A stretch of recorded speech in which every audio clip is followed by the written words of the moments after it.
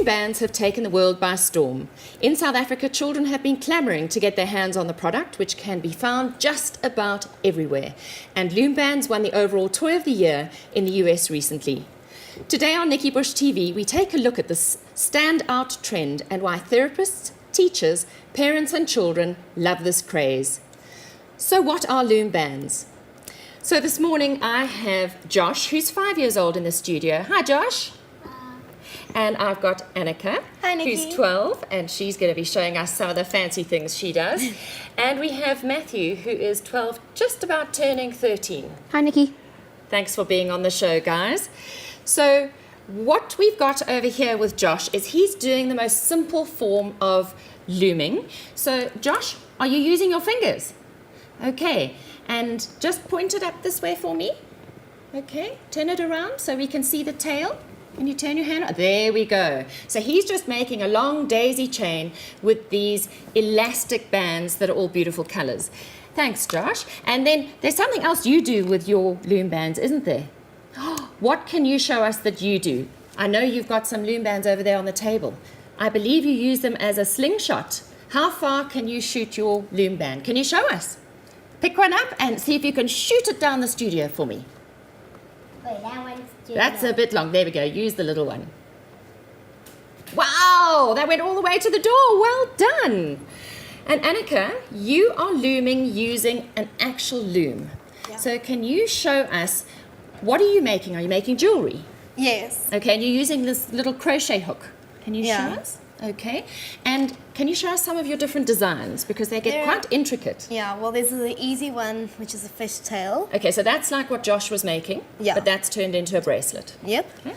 And then there's an infinity one, because it's got the infinity sign made into it. Oh, wow, look at that. So it's got the figure of 8 Yeah. that weaves in and out. Sure. And we've got the starburst. And that looks really complicated. Yeah. How long would it take for you to make one of those starburst One of bracelets? these, after some practice, about half an hour. Half an hour.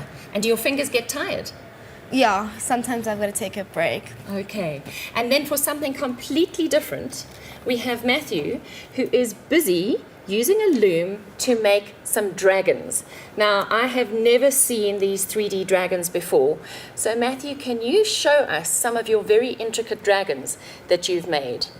Well, here I have my biggest one. It's big, white, and it's got a lovely chain around its tusks. Okay.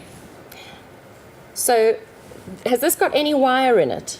Yes, it does. It has some in its tail, its tusks, and all 4 of its legs. And that's how it and keeps its head. its shape? Yes. Okay. And that took you how long to make? I think between 3-6 weeks. 3 to 6 weeks. Wow. And can you show us some of your other smaller designs? Well, I have this one which I recently made. It's got Two a heads. 2-header one. Okay. It's an ocean one as well. Oh, okay. And show us one more, because I think these are just so intricate and it's so tricky to make. This one I have is my own design. Is this a dragon? Yes. I'm so glad I got it right. It glows in the dark on all green parts of its body. Okay, so this glows in the dark. All the green parts of the body glow Yes. in the dark. Well, fantastic. You have so inspired me, and I'm sure you will have inspired many, many families who are watching this show.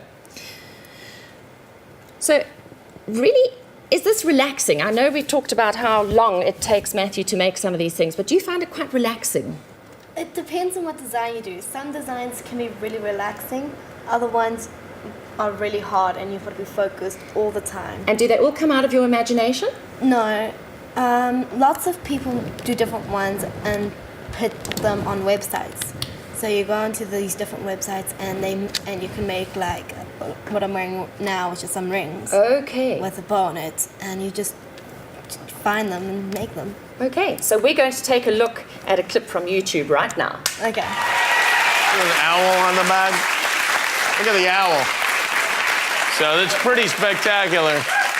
I tell you, I don't know why everyone gets so down on child labor. Right? Look how awesome this is. I am Joseph, and this is my Technicolor loom suit. Next next, I'm going to be chatting to Cara Weir-Smith, occupational and remedial therapist, and she's going to be telling us about the educational and developmental benefits of Loom Bands. Hi, Cara. Hi, Nikki. So give us an idea of why you think these are so beneficial to children. Oh my gosh. Okay, there are so many benefits associated with the Loom Bands. The first one that comes to mind, obviously, is the fine motor development.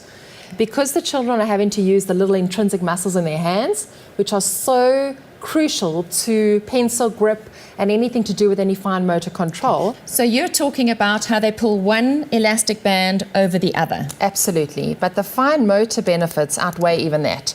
So it's pulling over one band over another, and please believe me, children are much better at this than adults. And you're using a crochet hook here. Some children will use their fingers. Yes, you can also use tweezers as well. Okay. But also actually loading the elastic band onto the loom or onto crayons or onto your fingers is also fine motor movement. So it develops the strength in the fingers because there's resistance with the elastic bands. The strength and the actual dexterity as well. So not only the muscle strength. So everything you would need to hold your pencil correctly, obviously in preparation for writing. Can you show us a proper pencil grip? Absolutely. So what you really want, this is called a tripod grasp. The most important thing about the pencil grip is that this web space over here is open. Okay. If this web space is closed, then the children get sweaty hands and hand ache, and it leads to a whole lot of other numerous disasters. So there's that, the pincer grip. There's the quad grasp, which is where that middle finger is also on the finger. So that's like a stabilizer. Yes, yes. So that's also absolutely functional and very acceptable. And then there's this one too, which is the I know people 2W who hold grasp, pens like that. which is extremely comfortable also. But you see that the web space is still open. Can you show us a poor grip? Okay. A typical poor grip would be that, a thumb wrap. Okay, and then some children hold it like that, but that's usually only in preschool. They generally move beyond that. That's your, I don't want to say that's so awful, sorry. That's your 2-year-olds, and that's a palmer grasp. Okay, right. So we've dealt with the eye-hand coordination, the fine motor, and the actual muscle strength in the hands, which is important if you're going to be writing in class for 20 or 30 minutes at a time. Absolutely. So children really do need to play a lot in order to develop that strength. What about the sequencing? Because look at some of these beautiful bands. The girls were putting them together and they were going red, green, or blue, purple, white, blue, purple, white. That would be sequencing. Absolutely. And that's a visual memory skill. So the sequencing is involved in the color order of the bands that you're making, as well as the actual instruction order. So what you have to do, you have to follow a sequence over and over again. Right. And sequencing is a precursor to spelling. So very, very important that your sequencing skills are. So, for example, CTA does not spell cat. No. It has to be in the right sequence of CAT. Exactly. And the more children play with sequencing or games that require sequencing, the more they develop that skill. Exactly. Okay, and then for me, there's one other thing, or two other things really.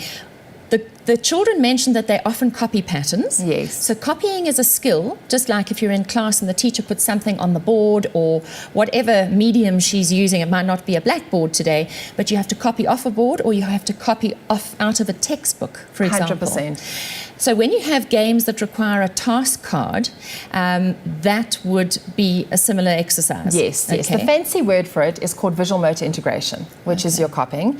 And it's extremely important that kids use their spatial skills, which are used all the way from So driving that's planning. a car. That's planning your movements. Exactly, exactly. So all these skills need to be developed in children for them to be functional adults later on. Okay, right. And then the last thing that I wanted to mention is the children talked about the fact that it can take weeks sometimes, like to make one of those dragons.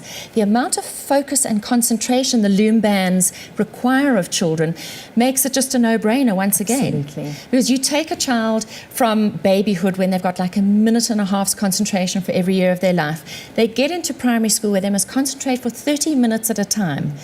And if they've played a lot, they extend that concentration span, and then school will be so much easier. Exactly. It's one of those few games that sustain a child's attention. So they have to continue until they reach an end product. There's so many things out there that are this immediate feedback. Yeah. And this really gives them that sustained, focused attention and concentration, which is invaluable. Thank you so much, Cara. Oh, it's a pleasure, Nikki. Thank you.